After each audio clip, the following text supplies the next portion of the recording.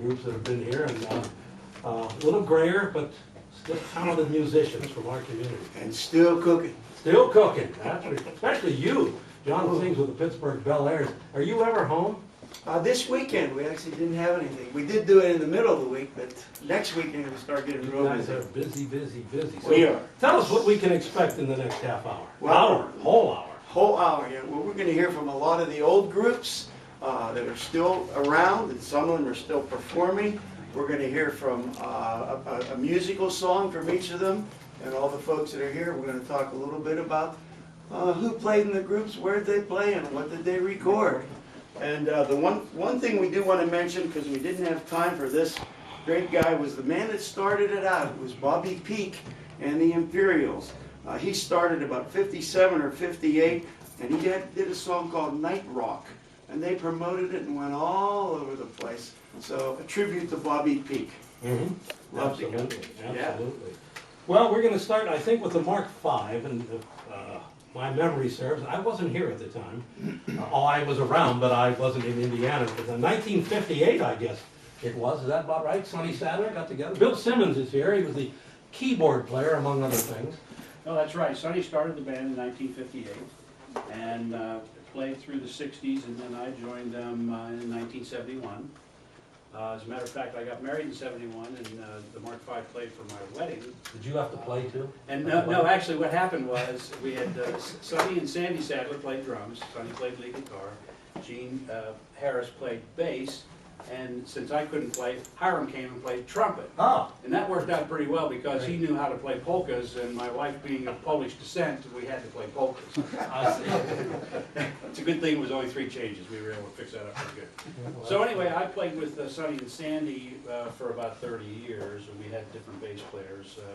Gene Harris passed away, and then there was George Clemens and Billy Buchanan, Dave Grundy, and Jerry Holiday. And Jerry was the one who played with us last before we actually kind of retired. We found that it was hard to stay up that late. That happens, I guess. Yeah. I know when I did the oldies dances, they started from 9 to 1, then they went back to 8:30 to 11, then 7:30 to 10. I understand. Oh, we used to play like 10 to 2, and then we get home about 3:30, and you wouldn't be worth a damn the next day. But it was great. We had a lot of great years, and played throughout Indiana, and we kept probably within a 60-mile radius of Indiana. Worked a lot at the Brown Hotel and Culpeppers, Coney Island, the Colonial Inn, if you think back, and the Barnyard Inn, and Country Club, and a lot of wedding receptions. A lot of So, things. You know, Dave Mitzko was kind enough to bring in a booklet of all some pictures, and I saw you in it too. Hardly knew you. Hardly knew any of you guys. But anyway, it's a great memory-filled book, and you guys were looking at it out in the lobby here. And did you get a picture of yourself? no, I didn't see that yet. Oh, you'll want to see that. I'll check it out. I hope I recognize myself. It's going to be tough. You know, the Mark V has been a big part of the Indiana community. You guys have played so many dances and weddings and receptions and all kinds of things. You know, we used to practice every Wednesday night, and after years, friends of mine would say, "You're playing the same old songs, why do you practice?" You just have to keep it fine-tuned, you know. So even though we would practice the same songs and pick up new things, but it was good times. Well, there's a rumbling, and it's a mere rumbling, but there's a rumbling out there that perhaps the Mark V may get together and play a few songs and maybe put them on a disc. Yeah, we'd like to do that. It's not as easy whenever you think about, you know, accumulating all the equipment again. I did buy a new keyboard, and so you know, I'm kind of messing around with that a little bit, and we'll see what happens. It'll be kind of neat. So the rumbling is not too bad. Well, that's kind of fun. We need to have somebody to carry our equipment, of course. Rodents. You know, to be honest with you, we used to play for free. It was setting up and tearing down is what you got paid for. Yes. We played for free, isn't that right? You know, when you think back, and you talk about pay back in the 60s and all, there wasn't a lot of pay involved. No.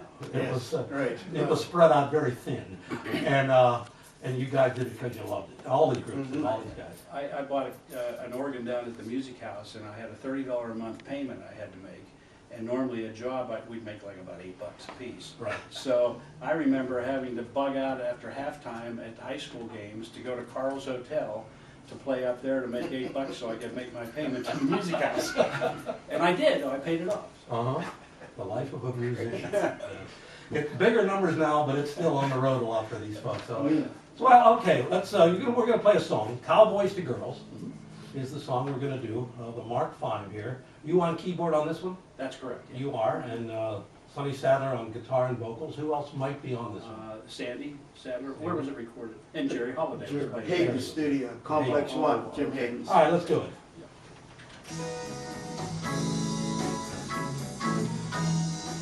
"Cowboys to Girls," done by the Mark 5. Bill Simmons is here from the Mark 5. You were just standing back listening. What was going through your head? It does bring back old memories, and it does make you think, boy, wouldn't it be nice to be able to go out and do that again? And you never know. You never say never. Rumbling. Anything could happen. We'll keep rumbling along, and like I said, all we need is somebody to carry the equipment. Good sounding group, though. Hey, Thank you. thank you. Thanks for Thank you coming very in. much. Bill Okay. Simmons. Yeah. All right, we're moving on to the Cavalcades right now. Jerry Holiday is here. He's bass and vocals with the group. Johnny, you were involved with the group as well. Yes, And absolutely. Ben Jaradu, and you got the Cavalcades. Tell us about them. Well, I'll tell you what, we started, it was me, Mom, my brother. Ben found out my brother knew how to play guitar. He said, "Do you want to join?" And he said, yes. So it was me, him, and then Terry Shields. Terry Shields and Thomas. Dave Thomas. Dave Thomas. Mhm. And we did a lot of work around the Barnesboro area. There was a guy that Sam Lassie, he was a DJ there, and he took care of all the fire halls and Nanny Glow all over the place. But it was a lot of fun. We did a lot of play out there, and we did a lot of playing for the college, for the fraternities, and around here. A few jobs in Pittsburgh, and then we also went to Salamanca, New York. Jamestown. At the high school, we were there a few Bradford. times, so John. Now, they would leave us out of high school at noon, and then say, "Well, okay, we'll leave you out, but you guys have to be good students, and make sure that you don't speed." So they would leave us out at noon. We'd drive 4 hours up to New York or Salamanca or wherever and perform. It's hard to get to from here. Oh, it is, yeah, especially in the wintertime. There was no I-79 in those days. Well, one point about when we were at the Blue Angel, one of our first gigs was we backed up the Duprees, 1962. We didn't know anything about harmony, so we heard what they did, and it was just like, wow! They were 19, we were like 16 or less. And we thought, we got to do that too. And Hiram, we said, "Hiram, how can we learn how to do that stuff?" And he played like the chord on the guitar. He said, "Well, that's what you got to do. Bum, bum, bum, bum. Those are the notes you got to hit." And so from there, Hiram taught us how to start the harmony. And oh, what a trip that's been. So we love the Duprees, and we love to learn how to sing harmony. Where did you get the name Cavalcades? I don't know. That's a good question. I'd Benjamin, like to ask come up about with- Mark Probably 5 Ben. also. Ben I Jaradu. don't know where it comes from. Bill has no idea. Mark There 5. was always four of us, so we never could count. Oh, there was 4 of you, and you got Mark 5. Yeah, we went to Indiana High School, that's where we were. There you go. Okay, so the Cavalcade just a name that somebody said, that's a good name. Yeah, Here I we think it go. was probably Big. Yeah. Well, Dave Thomas quit, and then Ted Sadler was playing drums with us. Yeah. And then Terry Shields, he dropped out too, and that's when John came in for the rhythm guitar and singing. Mm-hmm. Hiram was my mentor. My first mentor There you go. on the guitar. All right, well, we're gonna do Daddy's Home. This is Ben Jaradu. Yeah. Yeah. Well, the late Ben Jaradu, Mhm. and the crew behind you, so let's do that, all right?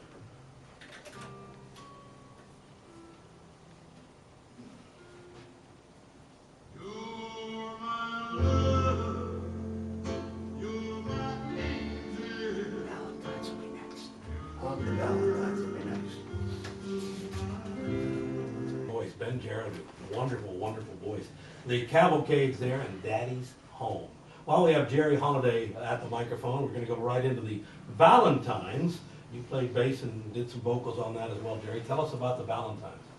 Well, it was my brother's idea, well, mine too, but we always wanted to be like a singing group, a doo-wop group, and I guess that was the time to do it. When, it was me, my brother, Jim Schaefer, and, Roger George. who? Roger George. Roger George, yeah. When Jimmy Elion was the lead singer, then he later on went with the Batman, but we did a lot of college jobs, and we made the record beautiful, recorded it. It was a good tune, and It was original. It was original. Hiram, he wrote it. And that's about it. And we were around for what, 5 years, 6 years? Any idea where you got that name? The Valentine's. I'm gonna ask till somebody can tell me where they got the name. I think it was Jimmy Alion's idea. Okay. Valentine. Sounds like a good idea. It wasn't the professional one. All right, so the song is beautiful. This is an original one. Hiram wrote it. Right, let's do it. Well, Tim Maychak was on the, Yeah, I forgot. you can say that at the end. I'm good. Song written by Hiram Holiday and recorded by the Valentines. It's called Beautiful. Nice song, nice harmony in that one, John. So there you go. So that's the Valentines. And what, you around about 4 or 5 years, you said? Yeah. About that. Okay. Who played the sax part of it? Yeah, Timmy Maychak played the sax part in it. All right. And let's turn our attention now to the Matadors. And John, one of your groups, you did some guitar work, some vocals with the Matadors. First of all, where'd you get the name?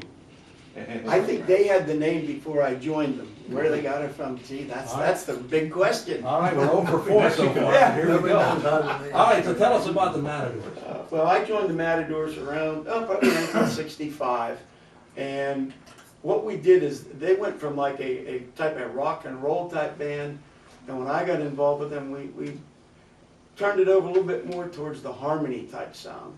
And we were able to do a lot of local things, played for a booking agent up north, Louis Angelo. We'd go to Bradford, Kane, and all those kind of places. And then we did a recording similar to what the Valentines did on Lee Records, 1965. It was Should I Ever Love Again, which I wrote, along with Dave Tressler. And then we also, the other side was Please Say You Want Me, and that's what we're going to play today. But the members that were on the recording was Jim Setlock was on the bass and vocals. Bob Wadsworth was a tenor harmony. I did the lead and played trumpet and guitar, not all at the same time. And then Louis Gorman did the drums. We recorded that. We did the music tracks down at Ridge Lanes, the Bamboo Room. Jerry B was the manager. He left us go in. So we did the music tracks there. Then we went to O'Goric's Music Store, where we did the vocals and we did the horn parts, and we put it all together, bouncing it from 2 reel-to-reel recorders in 1965 on Lee Records. There you go. It's called Please Say You Want Me, group called the Matadors. Please say you want me to be on. Say You Want Me, the voice of Johnny Graham, the Matadors on that. Good sound. And the guy that recorded that for us and with the Valentines was Eddie and the Slow Beats. Oh, He did. He Eddie recorded Majeski. it for us. Yes, Nice. Eddie. Yeah. Where'd they come up with that? All right, Matador. This is like old home week in here, I tell you. All right, we got to get the Batman. We're going to do the Batman. Red Miller. We're going to get Fred Miller over here. Buddy, how you doing, man? Guitar and vocal with the Good to see you. Batman. Very unique looking group. No, I'm but, fine. Tell us about it, Fred. Well, we just got together, a whole bunch of us that used to play in different places with different bands, and we just got together and started a band. And you can see by what we wore. Well, they did. That's our name. You had the capes and the masks and everything, and somebody had to come up with that theme, though. I'm not sure if it was our manager or what, but No, It was the relic. I think he wanted to be Kiss. What did you drive around it? What did you drive around it? A 52 Cadillac hearse. I see. There you go. You were Kiss before Kiss. All right, I get it. So the Batman. So where did you guys play, and maybe name some We of the played members? quite a bit up north. We played Evansburg. We did all the fire halls around Lilly and Patton. And they used to pack them in there. And I think it was Cicero's skating rink at one time. And it was kind of like the Omni now, or Red Rooster. They had a beautiful stage. We played up there quite a bit. Excuse me. And we played in the 3rd floor Always upstairs. Always Okay, upstairs. 90s. Yeah, by the time we get up there, we were out of breath, you know. And you were young then. I'm not sure. We You had, went Straight up to the Ashtabula, steps in the Ohio, front. too, right? yeah. No. Yeah, one time, yeah. Geneva on the Oh, you're lake? thinking of the I think it was. Beachcomber. That's good. You know, on the lake, so you got out of the county once in a while. Yeah, not very often, but I think yes. it's Now, where did you play here? The hotel. We did some fraternities, mostly local stuff here, teenage, stuff like that. When Okay. teenage used to be above the jewelry store, Yeah. yeah, up Yeah. there. Freddie Well, Runco. that's good. They were called the Batmen. I saw your picture, the book that Dave Mitzko brought in, of your picture in there. It's impressive. Well, thank you. All you guys with your capes and you, that's how you, when you came out to play, you were all decked out. Yeah, all the yeah, time. that's what we wore on stage. That's cool. All right, you're gonna do a song, Don't You Just Know It? Huey Piano Smith, the Clowns did it originally, and the Batmen followed up with it.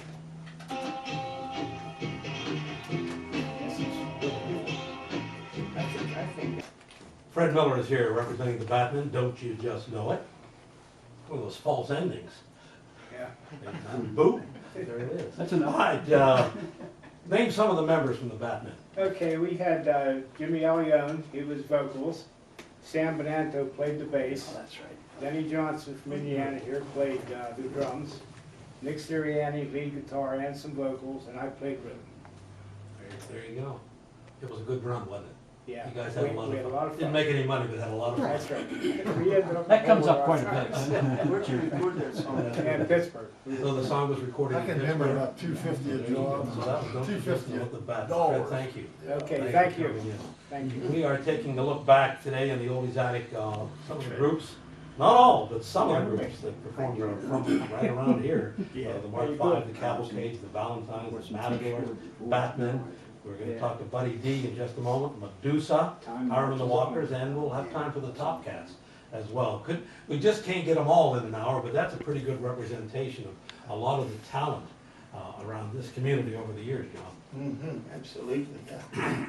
Had a lot of other really good groups, a lot of good friends of mine. Bill McCutcheon, he was at the Anything Goes, groups like The Exceptions, and as I mentioned, Bobby Peake and the Imperials, the Vondells, Danny Baker from Blairsville, and even a group that made it real big was called Seneca Trail. They had a song out called Maple Shade, and Bo Sloan and Lyle Kunkel was on that. And Bo Sloan was really big.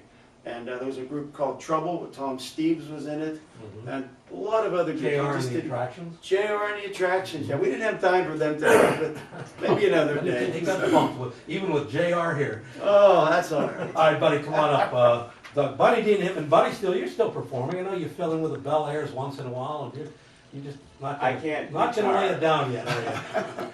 No, I'm not ready to quit, but I have slowed down.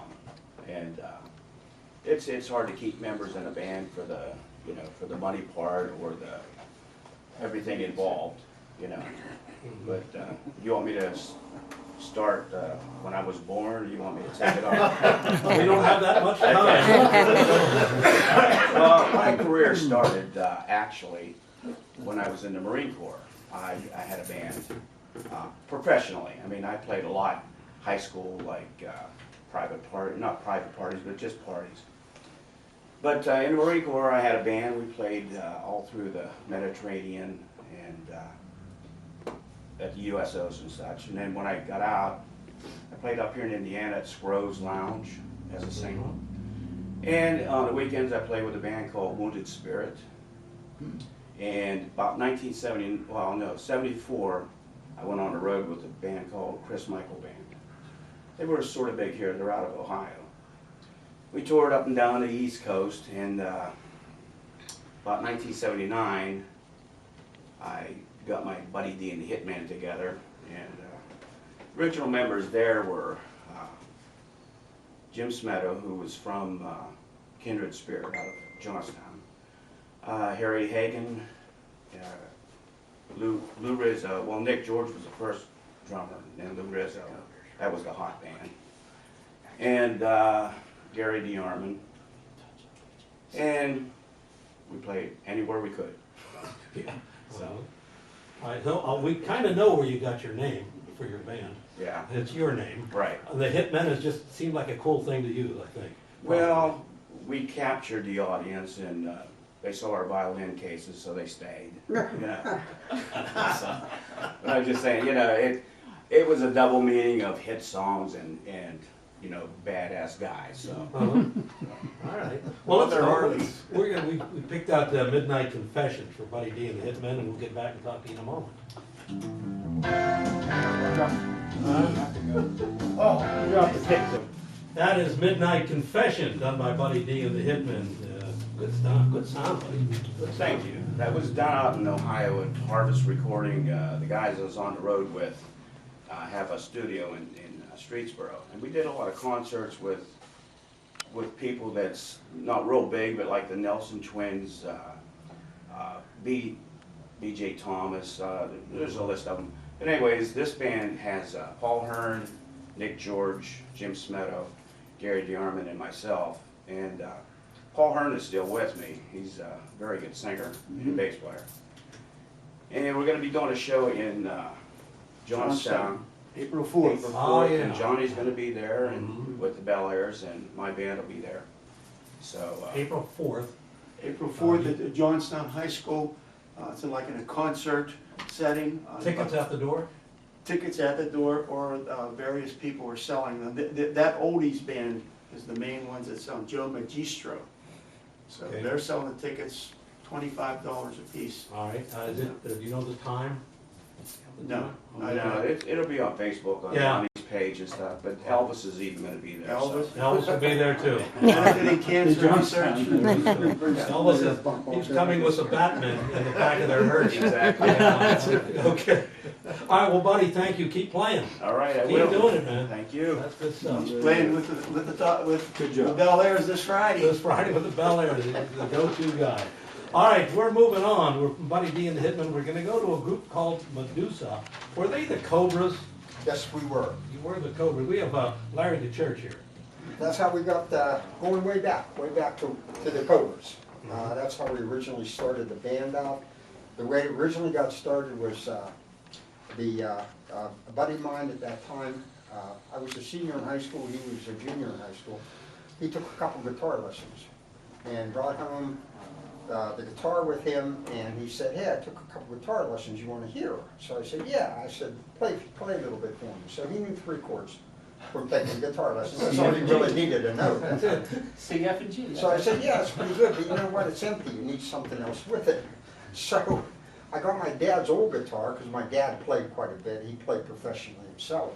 And I got my dad's old guitar, and I took the last 4 strings on the guitar, tuned them down 1 octave. So that made the bass sound, except whenever it hit the strings, it would go ka-wop, ka-wop, whenever it hit the strings.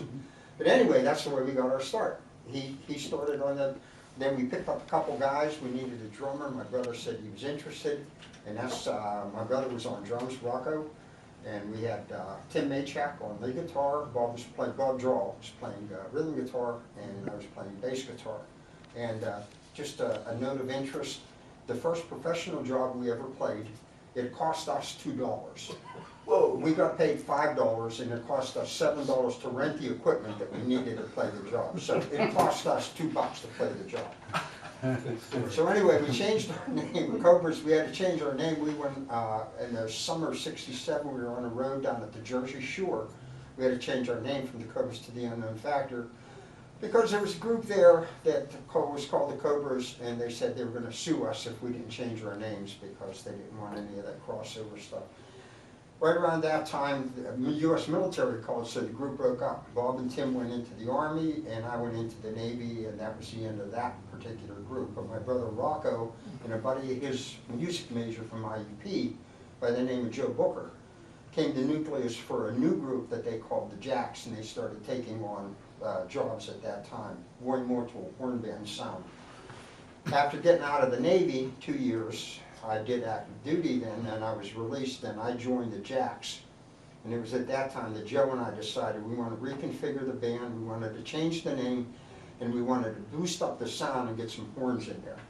So we went to a horn band with a alto or tenor saxophone, trumpet, and trombone, along with the pieces of the organ guitar, bass, and drums, and then we picked up the lead singer. So we had myself on bass guitar, my brother Rocco was on drums and percussion vocals, Joe Booker was on Hammond organ, strings and vocals, and by the way, IUP music graduate, Joe was an IUP music graduate, Bob Della Posta was on trumpet, we had Jimmy Baker on guitar, Bob Della Posta was an IUP graduate, he was on trumpet and flugelhorn. We had Jerry DiMuzio on alto and tenor sax and flute, he was an IUP music graduate. Mike Adair was on trombone, and he arranged a lot of the horn parts for us of our original materials. He was an IUP graduate. And Sam Ippolito, who was the lead singer, he was from down around the Pittsburgh area. And we took on the name Medusa, and don't ask me how we came up with that, because I have no idea. I can tell you where you got the Unknown Factor though from. Okay. Jim Hayden was a very good friend of mine. I've done a lot of recording with him. He's in Nashville now. He gave me a ton of information for the project, including the music. He said the Unknown Factor was a paper that he wrote in an English class in high school, and he brought it up, and the guys liked it so much that that's where that name came from. So we finally got a name. Unknown Factor. The Unknown Jimmy Hayden. Factor, so there's Medusa's still a mystery. Yes, absolutely. Well, we know who Medusa really is. Don't look her in the eye. Okay. All right, Larry, we're going to do How Do I Know is the name of the song. The group is Medusa. That's a B3. You're gonna tell them about this tour that you guys did. Anything. That you get, oh, good, okay.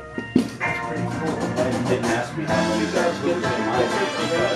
1979 to this day, I think it's been over 100 songs. That's cool. Is it you? The big turnover. And they go, remember I used to play with you all night when I was in New York? You know? Yeah, I mean, they might have been in a day or It something. comes to that, you know, I don't remember. By the way, it's nice meeting you. And that's where you did the you did 6 songs? What a great horn section. I'll tell you, that is big, you called it a big fat sound, and that's what it is. Sound. That's Yeah, nice sound. we loved it, yeah. But Medusa, we played a lot of venues around the area, but we also, with this particular band, we were on the road. We were in Chicago, Michigan, Texas, New York, and we were pretty much a house band at the Peacock Lounge down in Blairsville. We played there quite a bit. But while we were on the road in Chicago, this is where we got the studio time and did the recording of the, and this was all original material that we did. So we selected 6 songs for our originals, and that's what we decided to record. Again, it was in the early 70s, so at the time, the studio we were in was only 8-track. So that made it a little tough. It isn't like modern studios where you have multiple tracks that you can use. So you had to divide the group up into sections, Wow. and you'd record maybe the bass guitar and drums on one track, and maybe the horns on one track, and the vocal on one track. It was a little more difficult. If you made a mistake, you stopped, you went back to the beginning, and you started all over again. That's where the sound man, the sound engineer is the key to these things. They put it together in layers, and it's So- just amazing. Studio time could go anywhere from not costing you a lot of money to costing you a whole lot of money, depending on how many mistakes you made whenever you were recording it. But a little known fact about the band was my brother Rocco, Joe Booker, who was the keyboard player, Bob Della Posta, who actually wrote this particular song, and he was the trumpet player. They made up the entire music department at Homer Center High School. Elementary music, junior high music, and senior high music. When we decided to go on the road, all 3 of them quit at the same time. That totally wiped out the Homer City music department. So that wiped out the Homer City music department. We decided to go on the road, which wasn't good at the time, but that's the decision they made. So All right, it's very good, nice sound, I did like that. Medusa, Larry did church here, thank you so much. All right, we're gonna talk about Hiram and the Walkers here. They're gonna bring you back up, and Johnny here as well. Before we talk too much, let's talk about Hiram. I mean, he's the guy, he's the man. Yeah, he came up with a lot of stuff, I'll tell you. I can remember we had that van painted up, and we were Psychedelic. Yeah, we were kind of wilding in the day, there's no question about it. did a lot of college parties and stuff, and it was me, Hiram, and Don Fennell, Tom Hedrick. That's who started the group. And then after that, we got into different people, and we went through a lot of people. Well- Every musician in the whole county. Yeah. We do know where the name Hiram and the Walkers came Yeah, we from. know Jerry, that. tell him. It came from the whiskey bottle, Hiram Walker's whiskey. There you go. Finally, we got a name. Got one. Hiram was like this, watching whatever, and he was looking at this whiskey bottle and said, "Oh, Hiram Walker Whiskey, that's the group name." Well, We got a they name. They called him Hiram, so it really fit There you pretty go. good. That's One quick anecdote on that. Hiram and I were in the marching band at Indiana. We used to go down from the old high school down to the football field to practice at halftime or in lunchtime. When we would come back, the streets would just be crowded with the kids. And as we were marching up, everybody saying, "Hiram, Hiram, Hiram." And he'd put his trumpet up in the air. And Hiram was a celebrity way back in 1963. And oh, it was just amazing. There was a show called Hiram Holiday was on the show. And that's where Hiram came from, like with Wally Cox. Wally Cox, Hiram. They loved Hiram. Hiram's always been a celebrity. Yeah, a big part of the community we lost not too long Absolutely. ago. Oh. But what are some of the best venues you played? Well, we went to Titusville 3 years in a row. We played up there. I mean, that's a long way to go. This is a little bit down the road. Yeah, this is Yeah. pretty much the last part of Hiram and Walkers. Then we were at Titusville for 3 years in a row. Cook's Forest, we played up there several times. We played a concert out at Penns Manor High School with Pure Gold. We opened up for them. We actually did a trifecta, which most groups never have done. On one particular Saturday, we played for Hiram's, the Red Barn Sportsman's Club. We played for the UMWA picnic. Boom, that was gig one. Then we went out to the YMCA for a YMCA Oldies car show. We did that, and then we went down to the Best Western. So we actually played 9 hours that day. And we saved the best for last. We sounded the best down at the Best Western. Well, we did for 2 days after that. Well, we never did it again. We did the Lamplighter. We performed at SOC, which was the Society of Oldies Collectors. Porky was always there, Charlie Apple, and a whole bunch of other guys. We were there as JR and the Attractions. We had Dave Spiller and Sean Moran there, and a lot of the wineries, and played a lot of Johnstown clubs. And we're at the Roxbury. It's like an 80-foot monolith. And when you go in there to play, you turn around, you step in one place, and you talk, and the reverb just goes all over the place. And so we played down there. That was a great gig down there too. So we did a lot of things. I had a lot of fun with Hiram. Quite a guy. You're still playing a little bit? Me, I'm playing sax now. My dad's sax got burned up when Hiram had that fire. Mm-hmm. So I polished it up pretty good on the outside, then I took the guy in Erie, and he repadded it and put about 5 or 6 new keys on it. But I still play the bass It is too. beautiful. I've seen it. Yeah. Mark 6. We got a classic song coming up. Tell us about the song and who recorded it.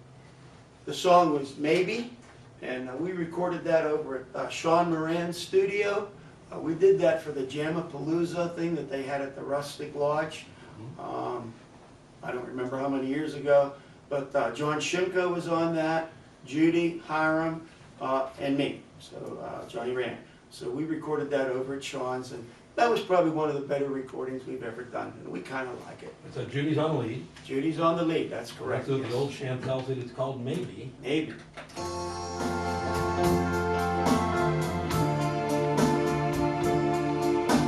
This is nice, John. With all the songs in order. Perfect. That's the only way to do it. Yeah. Where was this recorded? Sean Moran. Right across from Park Express. I notice you're not asking anybody's age. I didn't because that asked my age. So, I was gonna say 19. yeah, I'd go with that. How you feel? Good. Good. No, son. Nice job on that, huh? Yeah, Judy did a wonderful job, yeah. Close your eyes, that was the Chantel. That was, yes, absolutely. That was really, really well done, so, you know, Hiram, we're gonna miss him in this community, you know, such a talent, and just an all-around good guy. Absolutely. He touched everybody's life. He did, playing on some gigs, and like you say, the Rockapalooza, and all the names they had for these things, and that day, I think I recall that one, and, just there playing for the love of the tune, with all you guys. Yeah, we do. And you're still doing it. Still doing it, yeah, more than ever. I hope you get mileage. Yeah. Lots of mileage. Anybody that goes to Wilmerding to play, Oh. and you guys do it, you know. We did. Wilmerding to We play. did. Braddock. Brother. Same thing. All right, so anything else on Hiram and the Walkers that you want to talk about? Pretty much covered it, huh? We did a lot of class reunions, we used to play a lot in Kittanning, had a lot of good things there.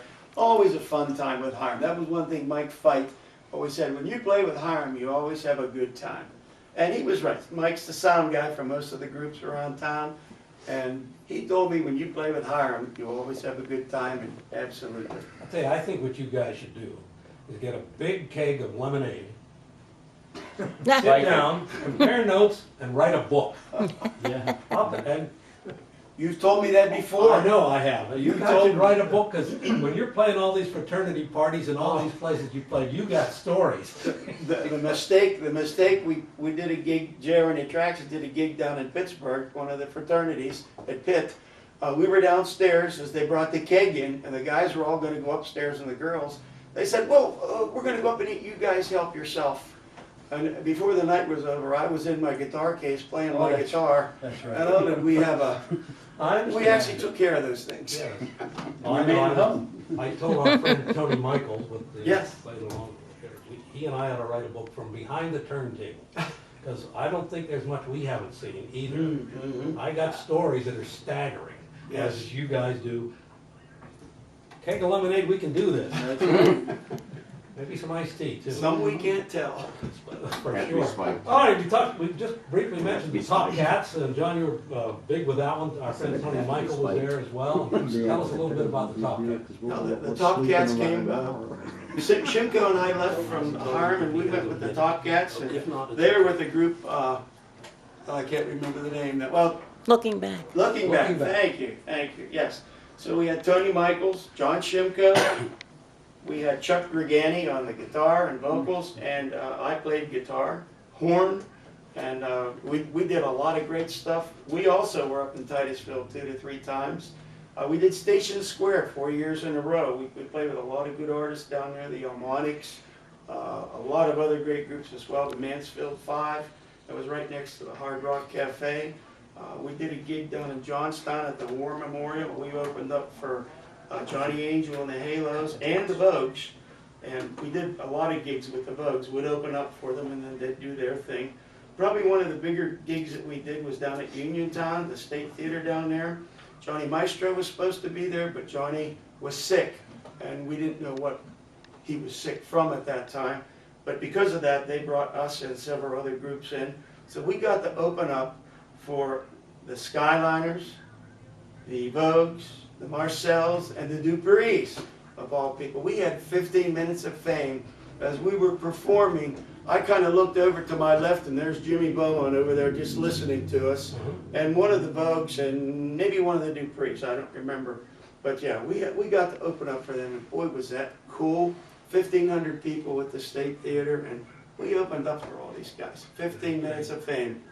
Put that in the book. And the recording we're going to play, we recorded that at the VFW many years ago, and it was a live performance, so hope you like it. Well, we're gonna do it in a minute. Tony Oh, is. Tony's coming Tony's in. gonna come in very quickly. We're gonna bring the old boy, Tony Michaels is here. He's just over from doing his Jukebox Saturday show, and we're just talking about the Top Cats and all the great things. It's been an honor for you, I think. Oh yeah, a great time, and I got the chance to play with 3 great musicians and vocalists, and I think one of the best vocalists to ever come out of Indiana County right here with this man Johnny Rand, and I was actually the last guy to join that band. So Yeah.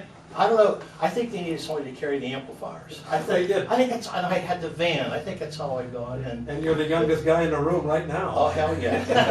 Well, I can't say that. No. And we needed somebody to talk too, Oh. MC. Yeah, that's true, they were using sign language before I got in, but real good to see this guy, and I miss it, and thank you, Johnny. Great times. You, Chuck, and our buddy Johnny for asking me to do it, and very much appreciated. All right. Thank you, Tony, thanks for coming over, busy guy. Good to A see you. busy guy. All right, we're gonna do You Belong to Me.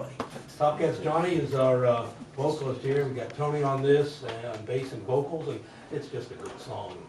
Live.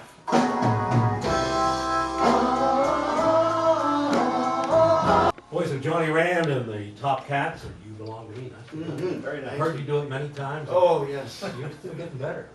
Thank you. Well, I'll tell you, it's been an amazing hour. Yes. Really appreciate Bill Simmons, Jerry Holiday, Fred Miller, Buddy D, Larry DeChurch, and you, John, for helping out getting some of this music, getting all of this music together, and these guys coming in. Thank you for the years of entertainment and the joy. Keep it up as long as you can, as long as you can. And if we do it again, maybe we can get some of the other guys in, like the Exceptions and Bill McCutcheon's group. We'll see about that. All right, We can do that again. We will do that. Thanks, guys. AM 1160, WCCS, Homer City, Indiana. We're gonna talk to Larry Wood in just a moment.